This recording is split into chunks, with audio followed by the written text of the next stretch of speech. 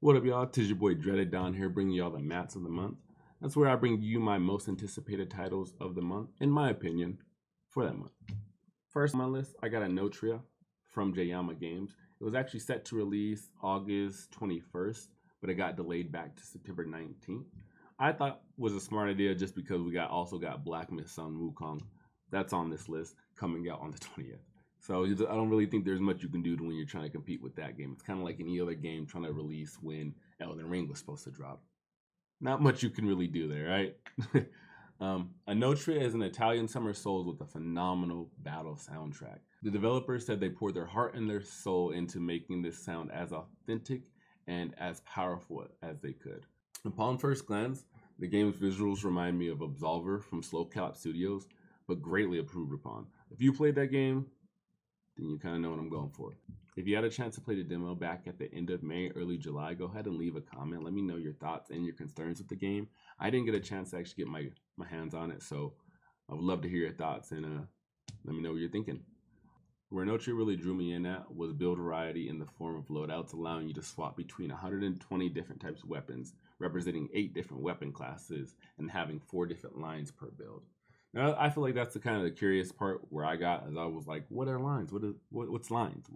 But if you think more on the arcanic scale, more like a wizard, sorcerer, or even a spellcaster, you might think of ley lines, and that's exactly what they are here.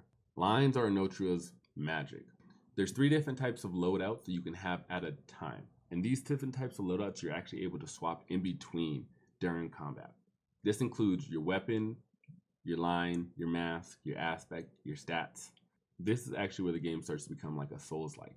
Stat stacking is what will actually determine your build, but that's not to say it won't also better improve your survivability as well. Another thing that's also going to help determine your builds is status effects. Status effects will often have a debuff and a buff that they can grant you to benefit or not benefit your build, right? One of the benefits that I actually had seen is, for instance, allowing you to control poison if you have enough resistance, or say becoming the master of life siphon by allowing your enemies to siphon while you're siphoning them and becoming the ultimate glass cannon mage. I think some of these builds and if you have the creativity for it, Enotria is going to be one of those games that you're gonna have a phenomenal time with. Now, another one of these things that the devs also included into Enotria is that they said that they don't want anyone using shields anymore. And the fact that they don't want you using shields anymore is they want offense to be your best defense. And so they've given a greater emphasis to having parries.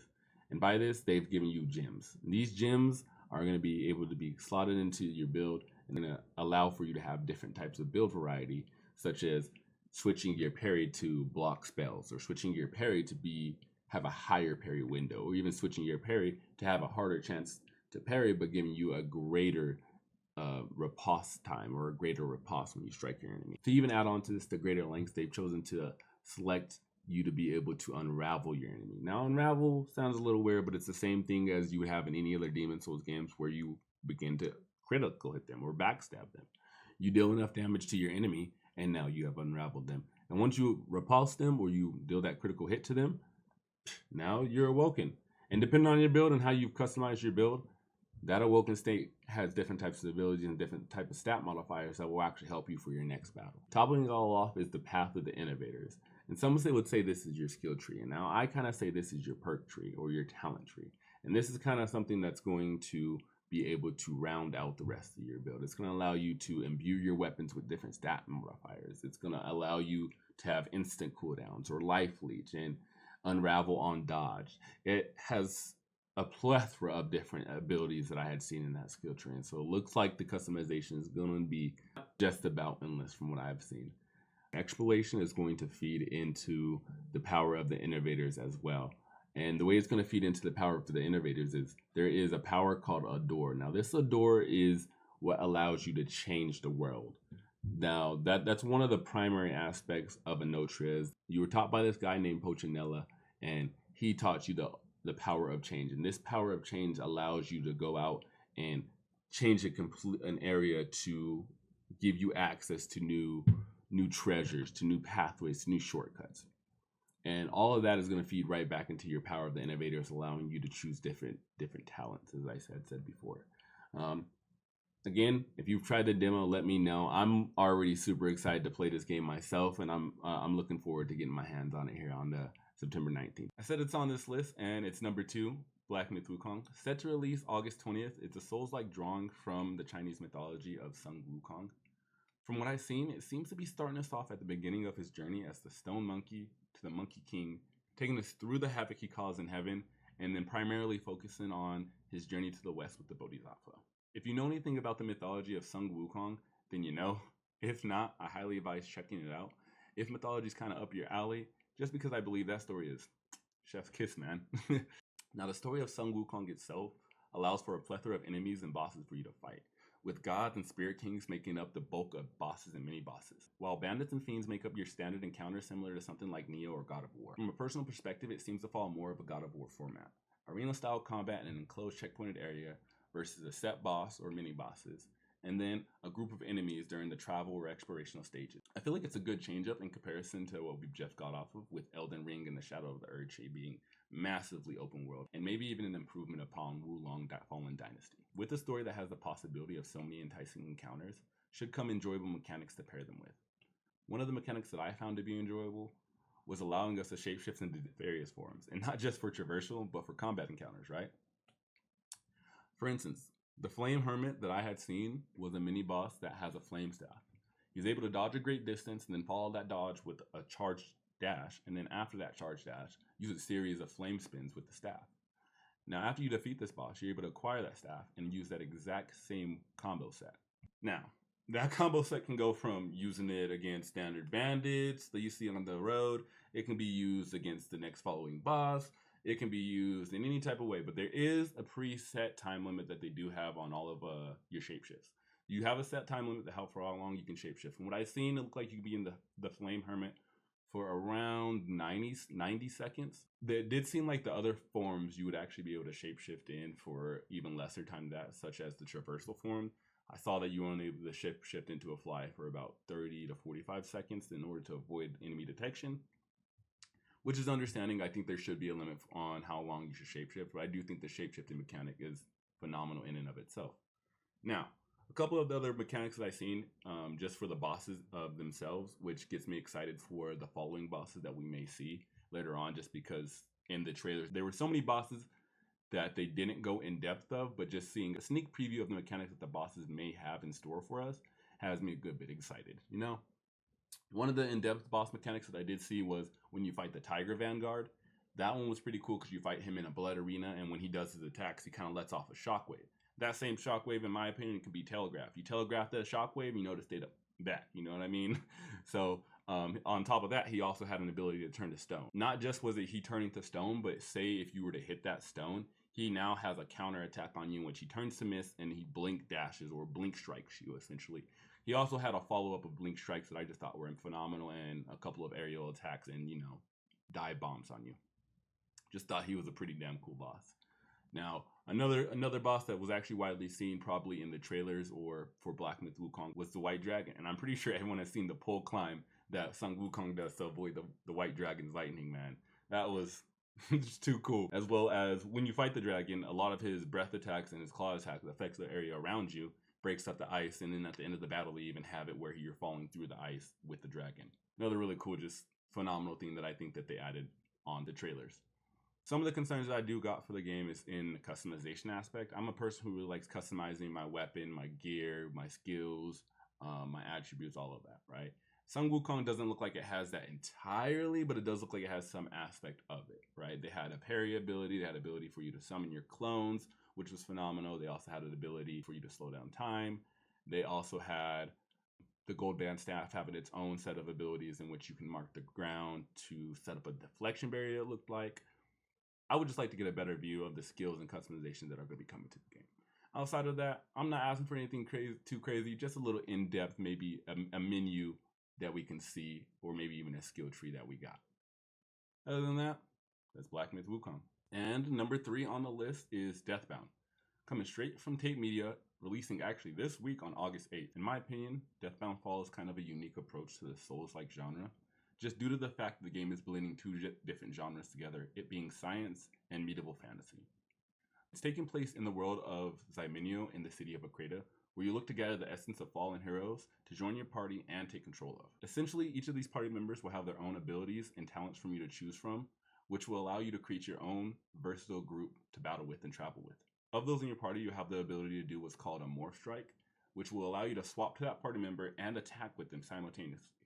This allows for a kind of a swap and go on playstyle, right? The setting here is what primarily drew me in, as I'm always a sucker for games that are willing to do a genre mashup, as well as to add science into it on top of a little medieval flair.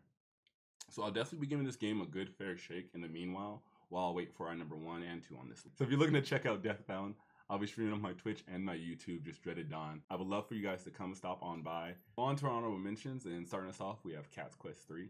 From Genobro Studios, it's actually releasing this week as well on August the 8th. It looks like it's going to be a fun RPG to play with your friends, your level, or even, your cat companions if you have one.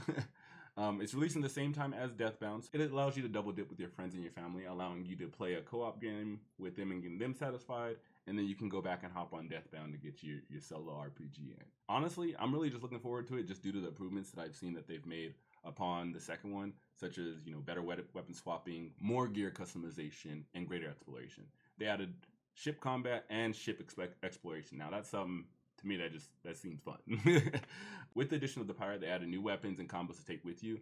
And like I said, they're giving you a ship to really express that freedom of exploration. Now, I played the first and the second one fully with my fiance, and so I gotta look forward to the third one to play with and give us something to really sink our teeth into. Which allowed me to put it first for honorable mentions as just a good co-op game to play with some friends. Following up Cat's Quest on our honorable mention list, we have Stormgate. Coming straight from the developer of StarCraft 2 and releasing into a free state, my friends, this August 13th for all on Steam. It is an early access if you're looking to check it out for about $24.99. Personally, this game is already appealing to me because I was a huge fan of Command & Conquer Yuri's Revenge, as well as Command & Conquer Red Alert, and just a little bit of Civ 6, just to toss that in. I know Civ 6 wasn't the best one out there, and a lot of people weren't a fan, but that's when I jumped into the genre, all right? Don't judge me. That's when I jumped in.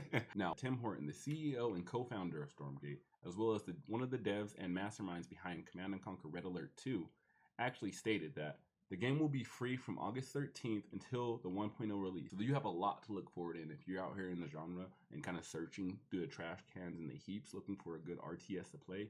This right here might just be the jammers for you. I myself never really gave StarCraft the fair shake it deserved, but if any of you guys did play StarCraft 1, 2, or 3, and any of these factions sound familiar to you, let me know down in the comments, because I always want to know any information that you guys have or any positive updates or development issues Stormgate is having itself. Now, these 3 factions that are reminiscent of the StarCraft ones are the Human Vanguard, the Infernal Host, and the Celestial Armada. They got a lot more coming with the 1.0 release in 2025, as I stated before. And overall, it just seems like a good RTS to dip your feet into and give it its fair shake, given that we don't have very many RTS to really dip our toes into right now. And it might be one to really scratch that itch if you're like me and have been looking for a Command & Conquer similar game to play. So finishing off our honorable mentions, I'm going to go ahead and lump these 2 together just because, in my opinion, they have already gained their own kind of internet fame in a way. First of the 2 that's going to be releasing earlier this month on the 23rd is Concord. Now, if you had a chance to play the beta of Concord last month, then you also had a chance to get a feel for that sluggish movement like I also. I started off playing a character called Roka who uses a rock launcher and is supposed to air dash. After not being able to get her movement down for the life of me, I moved to a character called Jabali. Still couldn't get his movement down, so then I tried to move to a heavier unit, which was to no surprise, I was even sluggish and slower than before, for the trade of having even greater damage defense. Now, I'm okay with a trade like that, as it seems like the normal response to being a tank character at that point. Now, as far as every other character, such as Roka and Jabali, and even the more agile characters in the game, not feeling as responsive or as agile as they should, that's a bit of a problem, especially when you're coming new to the genre of hero shooters, when you already have things like Valorant and Overwatch being as smooth as they are. We can even leave Overwatch outside the picture, but even that's to say Concord was even up to that level. But before I go too much in on Concord, I'm just putting it on the honorables mention list just to say if it ever goes on sale or on PlayStation Plus, I'll be there to grab it. Next up, on the lower side of the honorable mention list for us, we have Star Wars Outlaws. As I said, it's gained its own internet fame, claiming to be a AAA title from Ubisoft. It's releasing on August 30th on all platforms but Switch. From what I've already seen from some of the gameplay trailers as well as the standard cinematic trailers, the cinematics and cutscene they do look like they're going to be living up to par. But as far as the gameplay and what they're going to be wanting you to do on the speeder or even the protagonist's ability and their companions' abilities, they don't look like they're to be any sufficient to even comparing to what we have in the previous series, such as Jedi Order or Survive. That's all I have to really say about Star Wars Outlaws, because I haven't really had my own chance to play the game, so I don't want to give too much of an opinion without having my chance to even really play the game. That's going to be wrapping up all the mats I have for you, most anticipated titles for the month of August. If you're interested in staying tuned to the first 3 titles I had on the list, go ahead and check out my Twitch where I'll be live streaming them on the day of release, as well as my YouTube where I'll be doing a first impressions and a 50-hour review on the following weeks of each of the games, just to kind of give you my full fleshed out reviews for all of them. It'll be my first time giving my YouTube presence as well as starting back up on my Twitch after about 3 years. So yeah, I would love for you guys to stop on by. Again, it was your boy Dreaded Don. Hope you guys have the best of days, and I'll catch you on the horizon.